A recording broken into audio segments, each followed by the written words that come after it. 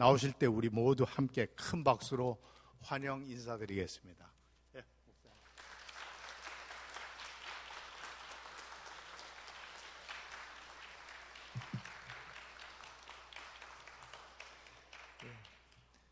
말씀 전하기 전에 박수 받긴 처음입니다. 잘하라는 뜻인가요? 다 함께 기도하겠습니다.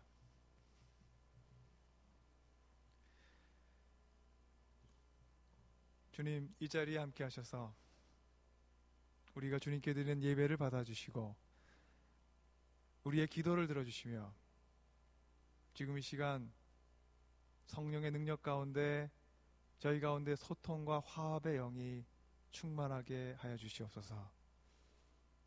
이 시간 겸허한 마음으로 주님의 말씀을 사모합니다. 주님께서 저희 가운데 말씀하시고 저희 마음이 주님의 음성을 향해 열려있게 하여 주시옵소서. 예수 그리스도 이름으로 간절히 기도드리옵나이다.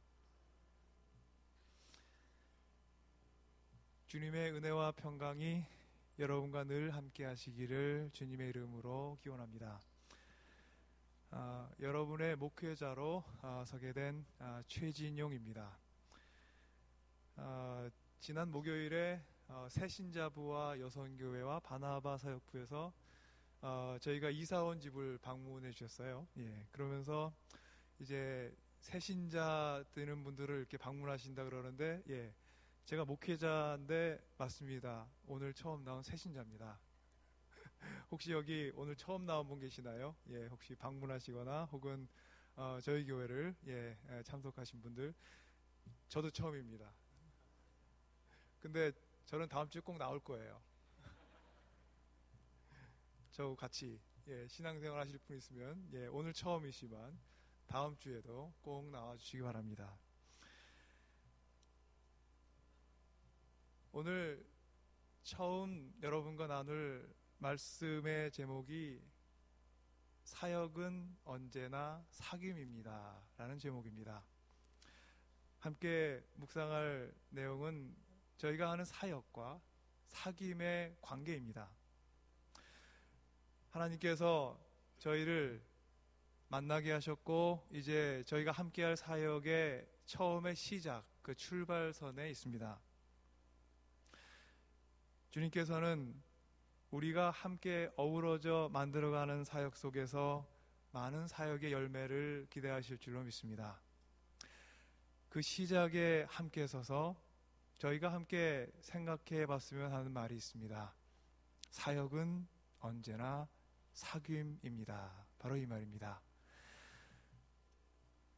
누가복음 10장에 기록된 마르다와 마리아의 이야기를 먼저 시작해 보겠습니다.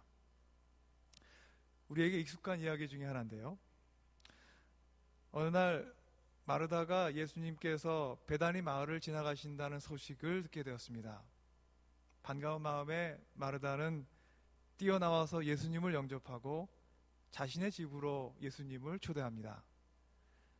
여행길 중에 피곤하고 지쳐 계셨을 예수님을 정성으로 영접하려고 마르다는 예수님을 위해서 분주하게 일을 했습니다. 그에게는 마리아라는 동생이 있었습니다. 그런데 그의 동생 마리아는 자신이 분주하게 일하는 동안 함께 일하지 않고 예수님의 발 아래 앉아서 예수님의 말씀을 듣습니다. 우리가 함께 나눈 성경은 이때 마르다의 상황을 이렇게 설명했습니다. 마리아는 주님의 발곁에 앉아 말씀을 듣고, 그러나 마르다는 여러 가지 접대하는 일로 분주하였다. 마음이 분주한 채 일을 하면 우리가 하는 일이 우리를 끌고 다니게 되는 경우가 있습니다. 내가 생각하는 일의 주체가 되지 못하고 내가 하는 일이 나를 여기저기로 끌고 간다는 뜻입니다. 프랑스의 시인 폴 발레리는 이렇게 말합니다. 생각하는 대로 살지 못하면 사는 대로 생각하게 된다. 우리가 곰곰이 생각해 볼 만한 말입니다. 생각하는 대로 살지 못하면 우리는 사는 대로 생각하게 된다. 마음이 분주하면 우리는 쉽게 사는 대로 생각하게 됩니다. 내 생각이 내가 하는 이 일에 끌려다니는 겁니다. 그래서 생각하는 대로 살지 못하고 사는 대로 생각하게 되는 것입니다. 지금 마르다에게 일어난 일이 말하자면 그렇습니다. 자신이 지금 하고 있는 일이 자신의 생각을 끌고 다닙니다. 사는 대로 생각하게 된 겁니다. 사는 대로 생각하니 마르다의 마음에 억울한 마음이 생겼습니다. 왜 나만 이래야 되지? 왜 내 동생 마리아는 나를 전혀 돕지 않지? 왜 예수님께서는 그런 내 동생을 전혀 꾸짖지도 않고 나를 돕게 하지도 않지? 아마 이런 질문들이 마르다의 마음에 일어났을 것입니다. 분주하게 일하고 있던 마르다가 마침내 예수님께 불평합니다. 주님, 내 동생이 나 혼자 일하는 것을 아무렇지 않게 생각하십니까? 마르다의 불평은 자신의 동생 마리아를 향한 것이기도 하고 예수님을 향한 것이기도 합니다. 근데 가만히 생각해 보면은 저희가 마르다의 마음과 불평을 이해할 수 없는 게 아니에요. 마르다는 부지런하게 일했고 마리아는 한가하게 예수님의 말씀만 듣고 있었기 때문입니다. 그런데 마르다를 향해 예수님께서 이렇게 말씀하세요. 너는 많은 일로 염려하고 들떠 있다. 그러나 주님의 일은 많이 않거나 하나뿐이다. 마리아는 좋은 몫을 택하였다. 마르다의 모든 관심은 자기가 하고 있던 일에, 곧 다른 말로 하면 사역에 있었습니다. 그는 이 일이 전부라고 생각한 사람 같습니다. 그래도 지금 예수님 앞에서 예수님을 위해서 일을 하고 있었습니다. 그리고 지금 일하고 있지 않는 마리아 때문에 속이 상했고, 그런 마리아를 그냥 놔두시는 예수님께 속이 상했습니다. 그러나 곰곰이 생각해보면 마르다가 갖고 있었던 그 마음속에 근본적인 오해가 있습니다. 이런 생각이 있었을 것 같아요. 사역을 위해 힘쓰면 사귐은 저절로 깊어질 것이다. 마리아는 저희가 하는 이 일을 열심히 하고 그 하는 일에 열심을 쏟으면 우리 신앙과 믿음 또한 저절로 튼튼해지고 깊어질 것이라고 생각하는 우리 모습과도 많이 닮아 있습니다. 여러분, 교회 일 오랜 동안 열심히 하면 우리의 믿음은 저절로 깊어집니까? 내 믿음의 크기는 내가 한 일의 크기가 말해주는 건가요? 우리는 신앙생활 속에서 이런 질문들을 끊임없이 저희 자신에게 던져야 됩니다. 내가 하는 일 가운데 안타깝게도 나의 믿음은 저절로 깊어지지 않습니다. 내가 한 일이 나의 믿음의 크기를 얘기해 주는 것도 아닙니다. 내가 한 일, 곧 나의 사역이 나의 존재를 드러내 준다고 생각하게 되는 것, 이것은 우리를 거짓된 만족과 때로는 영적인 교만으로 이끄는 거짓된 영이 우리에게 끊임없이 던지는 유혹의 핵심입니다. 우리 신앙생활 속에서 사역과 사귐의 관계를 구분하고 사는 것은 매우 중요합니다. 사역은 언제나 사귐에서 시작합니다.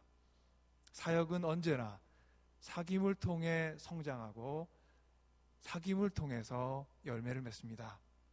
우리의 사역의 모든 시작과 과정, 그리고 그 끝에는 언제나 사귐이 있습니다. 사귐을 떠난 사역, 그것은 목적지향적인 일이 되곤 합니다. 우리는 때로 오늘 말씀 가운데 저희가 묵상한 것처럼 사귐을 위해서 사역을 멈추기도 해야 됩니다. 예수님께서 일하기를 멈추고 자신 발 아래에 앉아서 말씀을 사모하는 마리아를 칭찬하신 것은 바로 우리 삶과 신앙생활 속에서 사역보다 언제나 늘 중요한 것이 우리에게 있음을 우리로 하여금 깨닫게 하시기 위함이 아닌가 생각합니다. 오늘 우리가 함께 묵상한 복음서 말씀, 마가복음 말씀을 우리는 흔히 오병이어의 기적이라고 부릅니다. 우리는 보통 이야기 속에서 35절 이하 말씀에 초점을 맞춥니다. 그리고 다른 복음서에, 특히 누가복음에는 예수님께서 오늘 읽었던 저희 제자들과 나눴던 그런 대화, 한가한 곳으로 가자, 이런 부분은 빠져 있고 오병이어의 기적 이야기만 기록되어 있는 경우도 있습니다.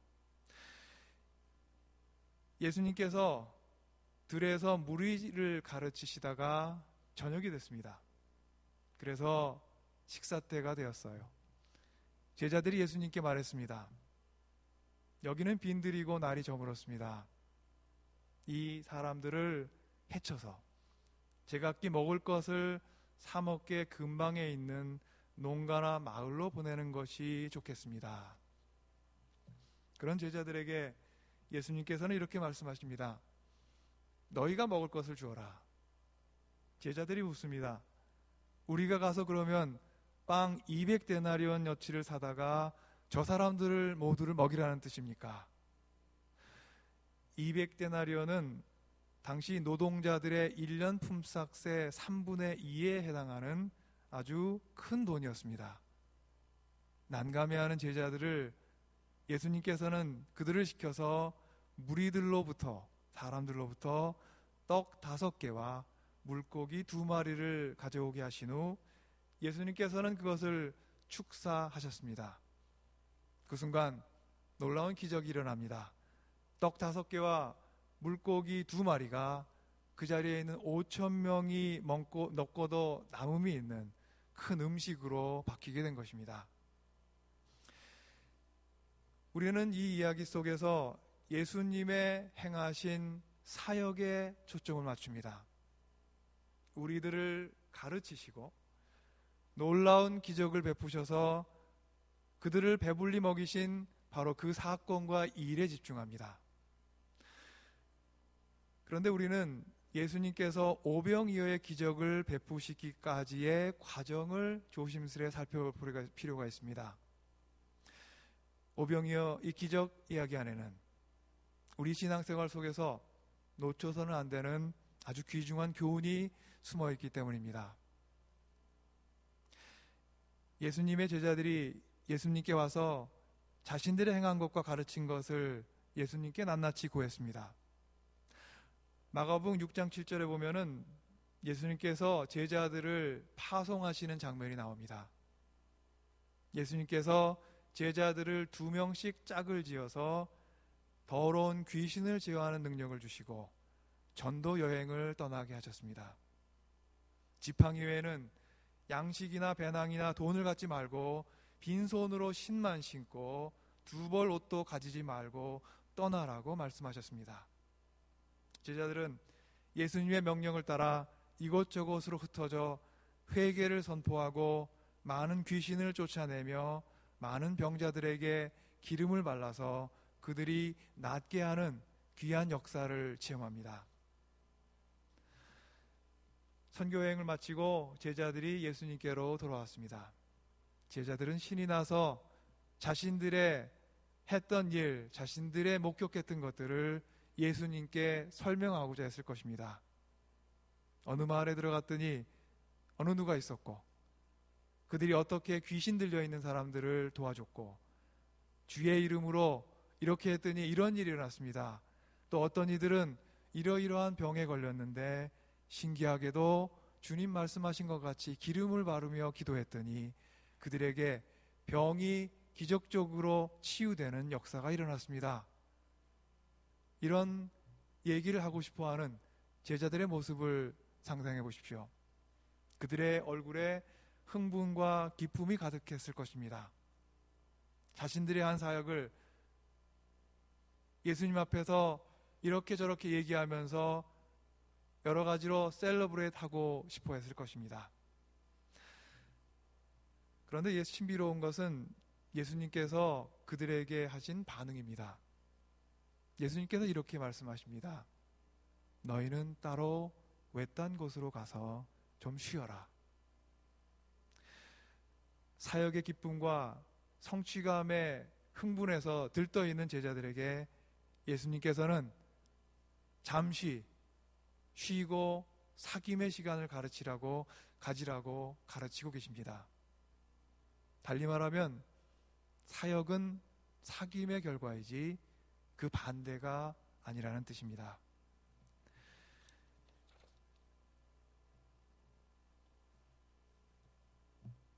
몇 년 전에 이용규 선교사라는 저에게도 많이 알려진 선교사가 내려놓음이라는 책을 썼습니다. 그 이후에 두 번째 책을 냈을 때 그 이름이 더 내려놓음이었습니다. 그 책의 에필로그 끝부분에 이런 중요한 고백이 나옵니다. 그 에필로그 제목이 하나님과의 교제보다 우위에 선 것은 없다, 이런 제목입니다. 여러분께 잠시 그 내용을 소개하고자 합니다. 이 글을 쓰는 과정에서 하나님은 자신이 우상을 얼마나 싫어하시는지 다시 한번 경험시켜 주셨다.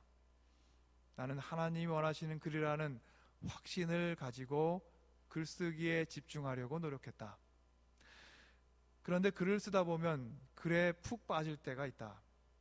계속해서 다음 연결점을 찾아 글쓰기에 몰두하다 보니 기도하거나 묵상하며 하나님과 교제하는 시간을 빼먹어가며 지내는 날이 많아졌다. 이 일은 하나님께서 시키셨으니 이 일을 하면 주님도 이해해 주시겠지, 이런 생각에 기도 생활을 게을리하고 있었다. 그러나 하나님의 일을 하는 것과 하나님과 교제하는 것은 다른 영역이 될 수 있었다. 교제보다 우선하는 사역은 자칫 우상이 될 수 있다. 사역에만 집중하다 보면 도리어 내 영이 메마르고 육체가 곤비해진다. 사역은 너무나 귀중하고 중요하다. 하지만 그보다 더 중요한 것이 있다. 바로 하나님과의 교제이다.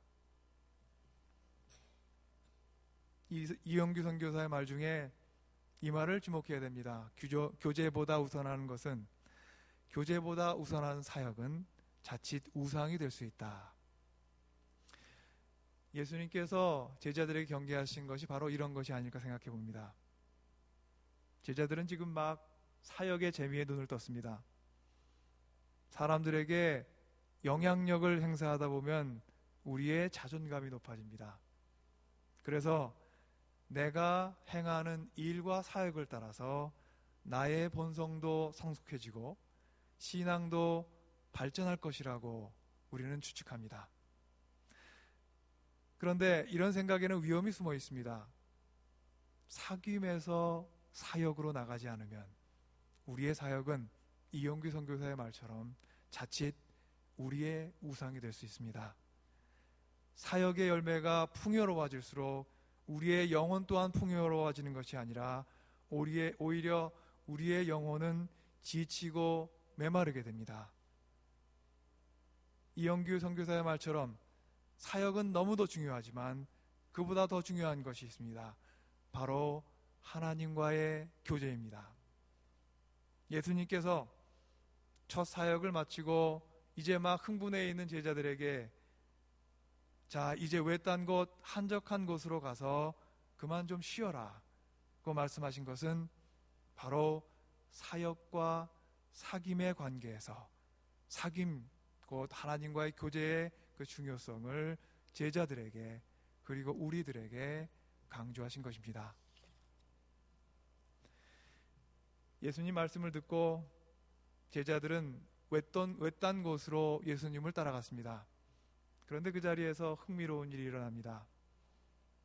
사람들이 배를 타고 외딴 곳으로 가는 예수님과 제자들을 발견하고 그들보다 먼저 달려와서 예수님과 제자들을 기다리게 된 겁니다. 예수님의 목적은 제자들과 함께 쉬는 것이었습니다. 그런데 예수님께서는 모인 무리들을 긍휼히 여기시고 그들을 목자 잃은 양같이 여기셔서 그들을 물리치지 아니하시고 그 자리에서 여러 가르침을 주셨습니다. 우리가 이 자리에 생각해 볼 것은, 그러면 예수님께서 가르치신 그 시간은 정말로 다만 예수님께서 무언가를 가르치시고 주시기 위함이셨나, 아니면 예수님은 다만 그들과 어울려서 하루를 함께 보낸 것인가 하는 것입니다. 시간이 흘렀습니다. 저녁이 되었습니다.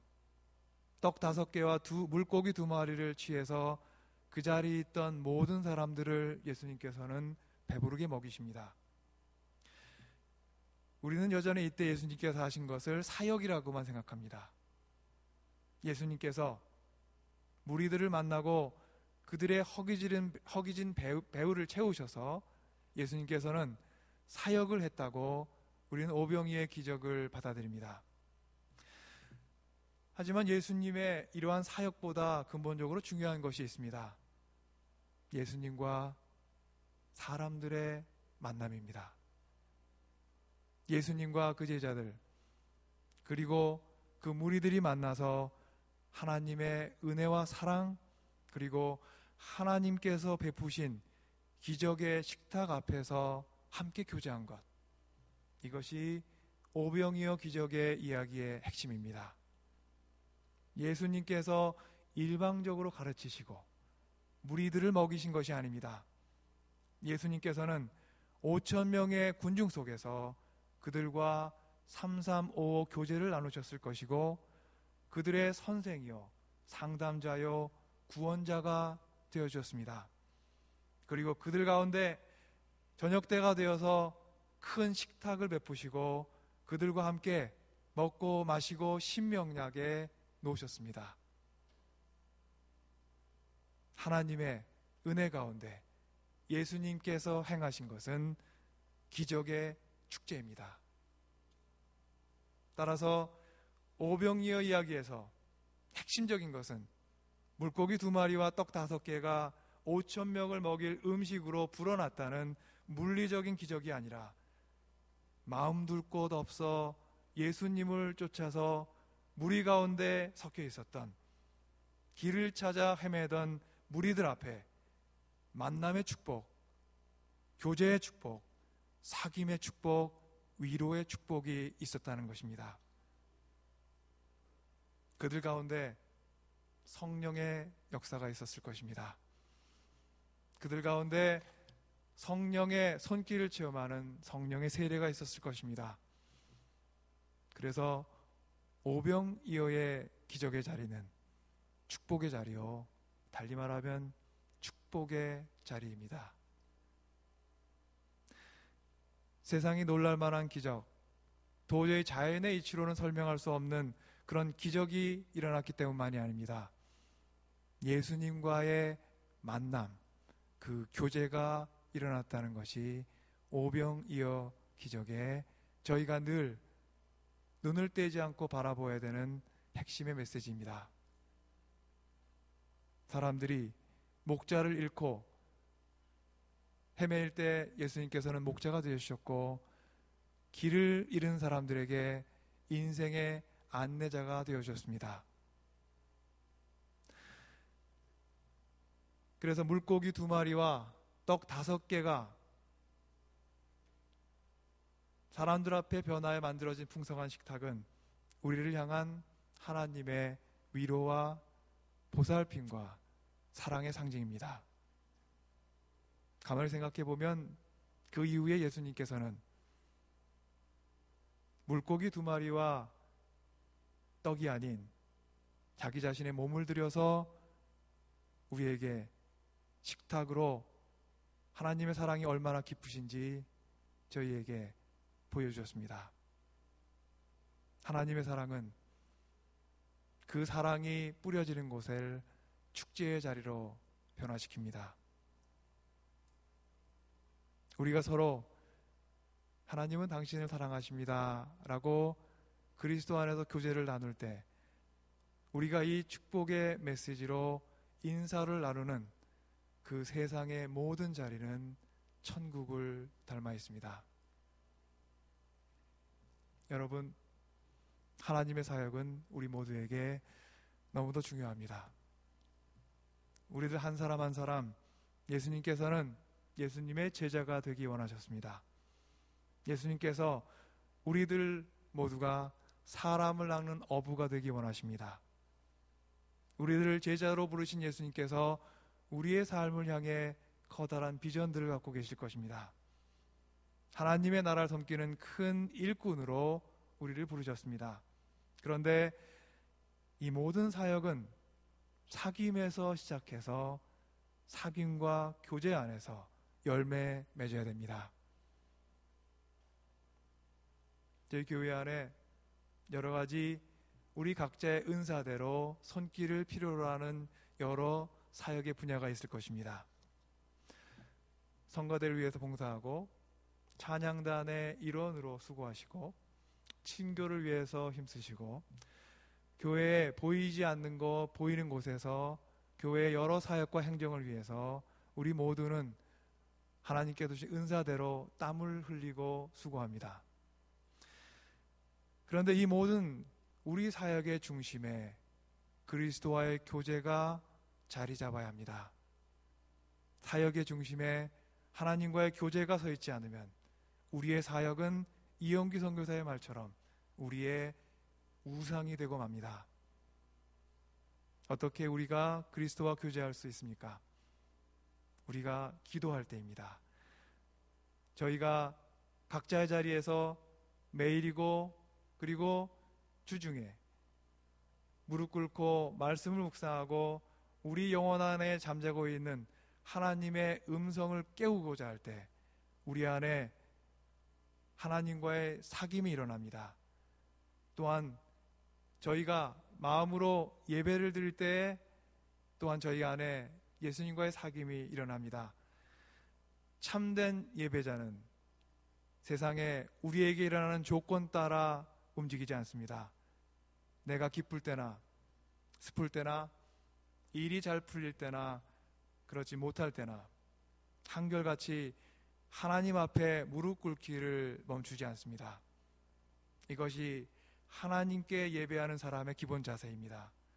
찬양을 멈추지 않으며 죄의 고백과 용서의 은혜 속에서 늘 눈물로 겸손히 회개하고 감격으로 주님의 용서의 은혜를 체험합니다. 여러분, 하나님께서 참으로 우리에게 원하시는 것은 우리의 재능이나 능력이 아니라 언제도 흔들리지 않는 하나님과의 관계입니다. 주님과의 흔들리지 않는 관계, 이것이 우리의 가장 큰 능력입니다. 주님과의 관계가 바로 서면 우리는 능력의 사람이 되고 그 관계가 흔들리면 우리의 능력 또한 흔들리게 됩니다.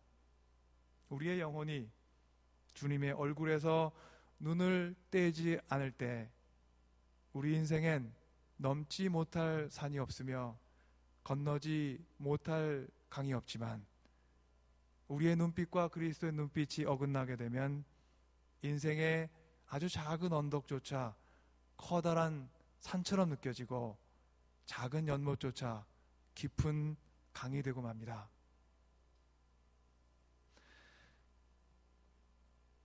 그리스도 안에 자매 형제 여러분,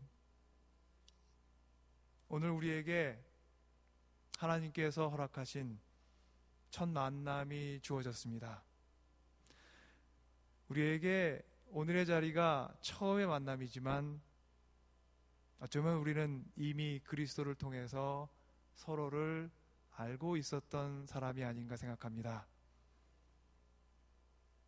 우리가 서로에게 불리는 각자의 이름들이 있습니다. 그런데 우리에게는 예수님을 따르면서 공통적으로 저희가 취한 이름이 있습니다. 바로 그리스도를 따르는 제자. 우리 모두가 함께 각자가 소유하고 있는 공통적인 이름입니다. 제가 이미 오늘 아침에 여러분의 소개를 받았고 제가 여러분들이 각각 이름을 얘기하시는데 시간이 걸릴 것 같습니다. 제 이름은 아셨을 텐데요. 최진용이고요. 근데 제가 이제 하나하나 기억해야 될 이름은 한 150이 넘나요? 한 200. 예. 저희가 각자의 이름을 제가 기억하고 익히고 서로 알아가는데 여러 시간이 걸리겠지만 어찌 생각하면 저에겐 공통적인 이름, 예수님을 만나서 그 예수님을 만난 체험과 감격 속에 지금 이 자리에 서게 되고 이렇게 만나게 된 신앙의 동역자라는 면에서 우리는 새로운 만남이지만 결코 새로운 만남은 아닌 것 같습니다.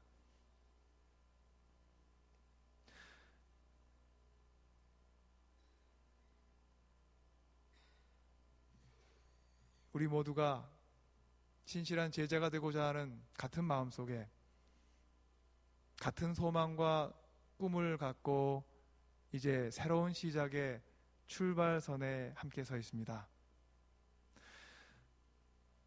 제가 이 자리에 이렇게 서 있는 것은 여러분과 함께 꿈을 꾸기 위함입니다. 그리고 같은 꿈을 나누고자 이 자리에 선 사람으로서 늘 제가 기억하고 힘쓸 것은 여러분과 함께 더불어 어우러져 살아가는 것입니다. 함께 기뻐하고 함께 슬퍼하며 함께 행복해하고 함께 근심하기 위해서 이 자리에 왔습니다. 제가 여러분의 목회자로 여러분과 함께 저희가 함께 인생을 살아내는 것, 제가 이런 소망으로 여러분 이 자리에 서 있고요.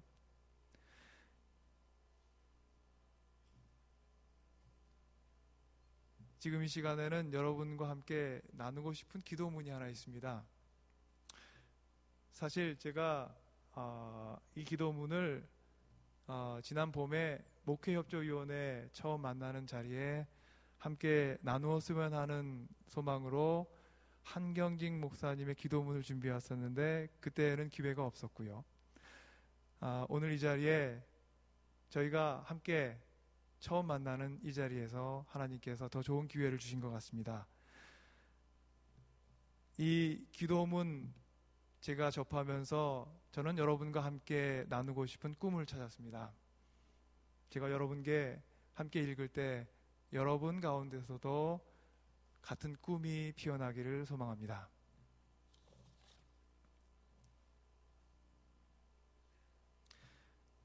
아버지, 이제 저희들의 신령한 눈을 열어서 아버지의 형상이시오 하나님의 영광으로 빛나는 우리 주님의 얼굴을 바라볼 수 있게 하여 주소서. 그 눈물 어린 얼굴, 가시 면류관 쓰신 그 얼굴을 바라볼 수 있게 하여 주소서. 그리하여 우리의 얼굴도 주님의 얼굴로 변하고 우리 교회의 모습도 주님의 얼굴로 변할 때까지, 그리하여 우리가 새 사생을 사는 동안에 감히 주님의 얼굴을 모든 사람에게 보여줄 수 있을 때까지 우리로 하여금 주님의 얼굴을 앙망하게 하소서.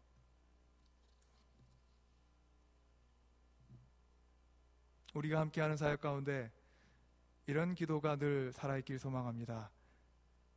우리의 얼굴이 주님의 얼굴로 변하고 우리 북부 보스턴 교회의 모습이 주님의 얼굴로 변하며 감히 주님의 얼굴을 이 지역사회와 모든 사람에게 보여줄 수 있을 때까지 우리로 하여금 주님의 얼굴을 앙망하게 하소서. 처음 시작에 저희가 꼭 기억하고 함께 사역을 하기 소원하는 기도입니다. 우리는 부족하지만 주님의 얼굴을 함께 앙망할 때 세상은 감히 우리의 얼굴에서 그리스도의 얼굴을 보게 될 것입니다. 복음은 상식의 벽을 뚫고 우리의 생 가운데 찾아옵니다.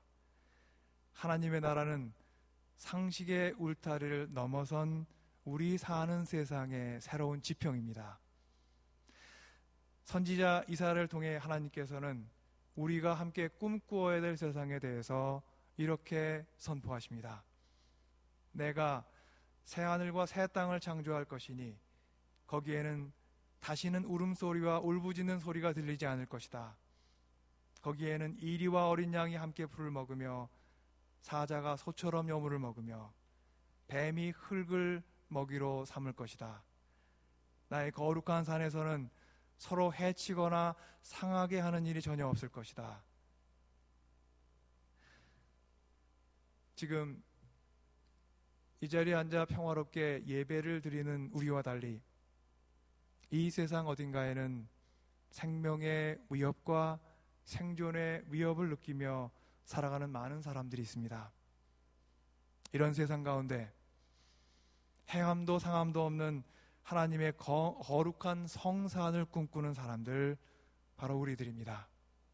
주님의 얼굴을 앙망하여 주님의 얼굴을 세상이 보게 하는 사람들, 바로 우리들입니다.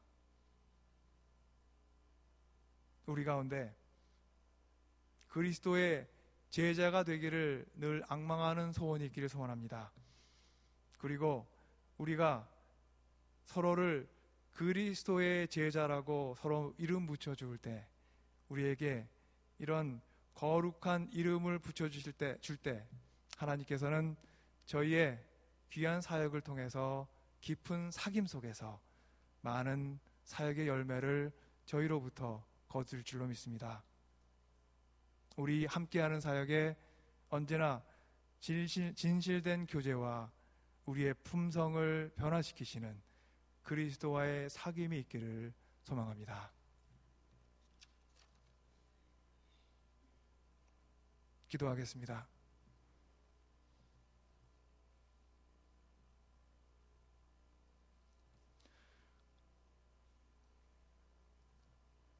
우리와 늘 함께 하기 원하사 식탁을 마주하고 함께 밥을 먹기 즐기시는 주님, 주님께서 베푸시는 사랑과 사귐과 나눔이 곧 기적이었음을 고백합니다. 목자 잃은 양 같은 우리를 거절하지 않으시고 우리에게 다가오셨으며 십자가에서 당신의 생명을 들여 베푸신 식탁을 우리에게 마련해 주신 주님, 주님과 나누는 교제와 사귐이 우리 사역의 능력이 되게 하여 주시옵소서. 사역을 열심히 하면 그리스도의 사귐도 저절로 깊어질 것이라는 우리 생각을 바로잡아 주시고, 사역은 언제나 사귐임을 잊지 않게 하여 주시옵소서. 주님과 사귐으로, 주님의 눈으로 세상과 사귀게 하시고, 주님께서 사랑으로 돌보시는 이 세상에서 우리의 올바른 사명을 찾게 하여 주시옵소서. 예수 그리스도의 이름으로 간절히 기도드리옵나이다. 아멘.